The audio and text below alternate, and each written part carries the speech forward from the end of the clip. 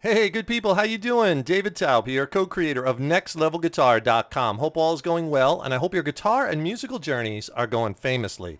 And today, I have a little bit of a conundrum I wanted to discuss with you and get your opinions and feedback on.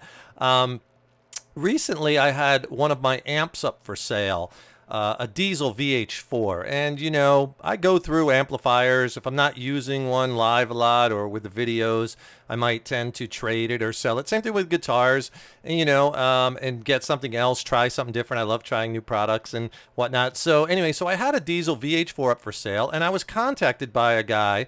And he emailed me and he said, hey, I saw your Diezel VH4 amp for sale on Craigslist. Would you be interested in, I would like to come over and profile your amp using the Kemper profile of mine, and I'll pay you $50. Would you be up for it? So it was a very nice email, and it got me thinking about the whole profiling thing. And a couple years ago, I know there was a video that was put out talking about, is it ethical or not? Is this an ethical thing, what Kemper has come up with in profiling and modeling and whatnot? And we all have opinions about it. And I find it a really interesting and fascinating subject, and nebulous also. So I thought maybe I'll tell you what I did in a minute, but I want to hear what your thoughts are and what you think I should do or should have done. And leave those comments below. Let me know what you think on this subject. Let me know what you thought I should have done and what I did. What do you think it was right, wrong, indifferent? What do you think? Let me know. Hey, another thing too, if you get a chance also, my new record, I have an original band, Mind Cell, and I just dropped a new record. Total new material, fresh with a new original band. It's a slammin' record. The record's called Absolute. It's available now. I'd really love for you to check that out too. I'll put links below where you can check it out, where you can get it. I think it's just a slammin' record, some of the best music I've ever written. So do me a favor and check it out and let me know your thoughts. I'm not coming from a place of this moral high ground and this view is better than this view and my view is this. It's not that at all, but I do think that certain aspects that kind of have come along with the Kemper profile thing, certain things are not cool. For instance, like, I think everyone would agree that if you have a Kemper and you go out and you buy a tube amp, right, and then you bring that home and you profile that amp for your Kemper, and then you go and return and get your money back for that amplifier, I don't think that's cool. I don't think that's a cool thing to do. I would vote no on that one. And the other thing I would vote no on is if you're taking various amps and profiling them, right, and you're not paying for them, so to speak, and you're profiling all these amps, and then you're selling like packs, so you're kind of benefiting not just off all those other amps, but also off the Kemper technology. I would probably vote no on that too, as to not cool, right? Illegal? Is it illegal? No, not illegal, right? But kind of not cool. That's kind of what I think. But the positives that the Kemper, and I'm not sticking necessarily the modeling amps in the same, we're talking about profiling here as opposed to modeling, like the big modeling amps of today, Axe-Fx, Fractal and Line 6 Helix and Avid, I'm not talking about that per se. We're talking more profiling and taking an amp and kind of copying the DNA. And by the way, it's not just the amp too. That's the other thing too. Just because there's valid arguments on both points, because really if you're profiling that, you're taking the amp and the cabinet too, right? Because if it's going through the cabinet and the microphone, you're miking it, right? So it's not just the amp. I think there's this general kind of philosophy out there that there's these two steadfast and hard camps. On the one hand, you have the tube amplifier users, and on the other hand, you have the Kemper, profiler, modeler users, right? And they're very separate and distinct, and a tube amp owner would never consider getting a Kemper, and a Kemper owner would never consider going back to the antiquated technology of tube amps, right?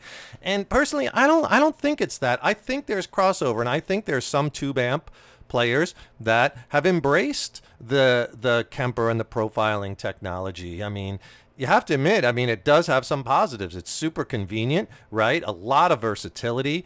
all kinds of choices for the live player. It's so portable and easy to move around instead of hauling all the other gear, right? So there's a lot of pluses. So I think, you know, there is those tube amp guys who like that technology, and likewise, I think there's Kemper people who have embraced that technology but also love tube amps. So I don't think it's necessarily you're in this camp or you're in that camp, and it's a hard divide line, right? And a lot of people in this camp say, oh, those, you know, old school guys that are just tube amp guys, and all the tube amp guys are all that new technology that's going to be outdated soon, just like, you know, the rack gear of the 80s, right?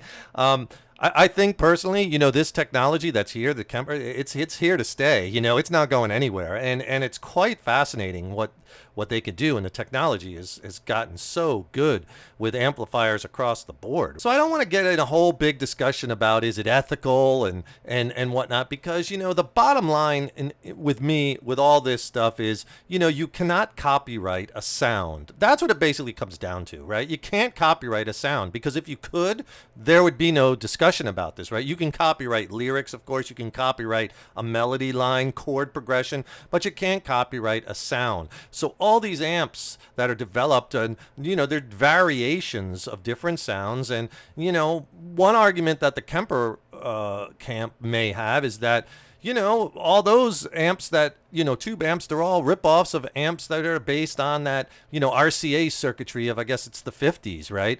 And, you know, it's all based off of that. So they're all ripping each other off. So what's the difference what the Kemper is doing, right? Personally, for me, and a lot of these thoughts are just mine, and again, I want to hear yours, so put yours below.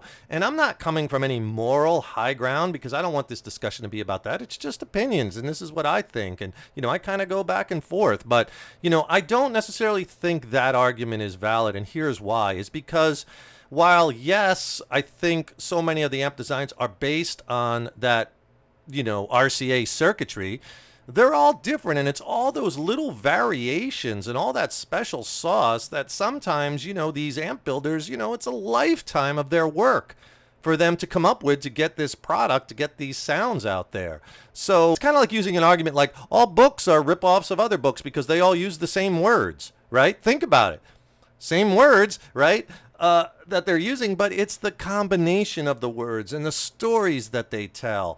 Just like it's the combination of the resistors and the capacitors and the different tubes, or which tubes, and the wiring and how it's done and how it's put together that gives that sound. So that's why I don't necessarily think about, oh, this, you know, the Marshall is ripping off the Fenders, and the Friedmans are ripping off the Marshalls, and this is no, I don't. I think it's that special combination, that special sauce that is developed, and I think to some degree it kind of is kind of an intellectual property thing, because, like I said, that could be a lifetime of work. You know, and again, like I said about this hard lines that so many people think there are, you know, there are boutique amp builders who have embraced this technology. For instance, Dr. Z, I believe his name is Mike Zaiti. I'm sorry if I mispronounced that.